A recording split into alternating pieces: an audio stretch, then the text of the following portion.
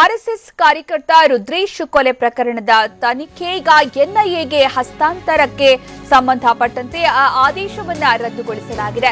High court ರದ್ದುಗೊಳಿಸಿ ಈಗ ಆದೇಶವನ್ನ ಹೊರಡಿಸಿದೆ. ಹೈಕೋರ್ಟ್ನ ಏಕಸದಸ್ಯ ಪೀಠ ತಾಂತ್ರಿಕ ಕಾರಣಗಳಿಂದ ಈ ಹಸ್ತಾಂತರವನ್ನ ರದ್ದುಪಡಿಸಿದೆ. ಕಮರ್ಷಿಯಲ್ ಸ್ಟ್ರೀಟ್ ಠಾಣೆಯ ಅಧಿಕಾರಿಗಳಿಂದಲೇ ತನಿಖೆ ನಡೆಸಿ ಅಂತ ತನಿಖೆಯನ್ನ ಮುಂದುವರಿಸಿ ಅಂತ ಸೂಚನೆಯನ್ನ ಕೊಟ್ಟಿದ್ದು, ತನಿಖೆಯನ್ನು ಈಗ ಠಾಣೆಯ ಅಧಿಕಾರಿಗಳೇ ಮುಂದುವರಿಸಲಿದ್ದಾರೆ. ಕಳೆದ ಅಕ್ಟೋಬರ್ 21ರಂದು ರುದ್ರೇಶ್ ಹತ್ಯೆ ನಡೆದಿತ್ತು.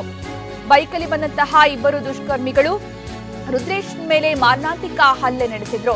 ಇನ್ನು ಆ ದುಷ್ಕರ್ಮಿಗಳ ಪತ್ತೆ ಹಚ್ಚುವ ವಿಚಾರಕ್ಕೆ ಸಂಬಂಧಪಟ್ಟಂತೆ ಆರ್ಎಸ್ಎಸ್ ಕಾರ್ಯಕರ್ತ ರುದ್ರೇಶ್ ಕೊಲೆ ಪ್ರಕರಣದ ತನಿಖೆಗೆ ಸಂಬಂಧಪಟ್ಟಂತೆ ಎನ್ಐಎಗೆ ಹಸ್ತಾಂತರ ಮಾಡಲಾಗುತ್ತೆ. ಈ ಒಂದು ತನಿಖೆ ರಾಷ್ಟ್ರೀಯ ತನಿಖಾ ದಳಕ್ಕೆ ಹಸ್ತಾಂತರ ಮಾಡಲಾಗುತ್ತೆ ಅನ್ನುವಂತಹ ಒಂದು ವಿಚಾರ ಏನಿತ್ತು. ಈ ಹಸ್ತಾಂತರ ಆದೇಶವನ್ನ ಈಗ ಹೈಕೋರ್ಟ್ ರದ್ದುಗೊಳಿಸಿದೆ.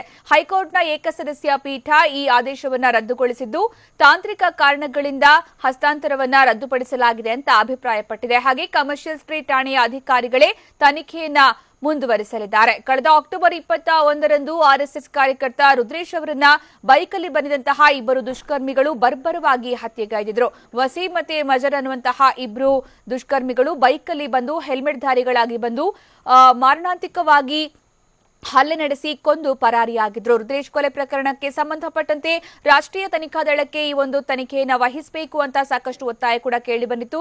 ರಾಷ್ಟ್ರೀಯ ತನಿಖಾ ದಳ ಎನ್ಐಎಗೆ ವಹಿಸುವ ವಿಚಾರಕ್ಕೆ ಸಂಬಂಧಪಟ್ಟಂತೆ ಈಗ ಹಸ್ತಾಂತರ ಆದೇಶವನ್ನೇ ಹೈಕೋರ್ಟ್ ರದ್ದುಗೊಳಿಸಿದೆ. ತಾಂತ್ರಿಕ ಕಾರಣಗಳನ್ನ ನೀಡಿ ಈ ಒಂದು ಆದೇಶವನ್ನ ರದ್ದುಗೊಳಿಸಲಾಗಿದೆ ಅಂತ ಹೈಕೋರ್ಟ್ ಅಭಿಪ್ರಾಯಪಟ್ಟಿದೆ.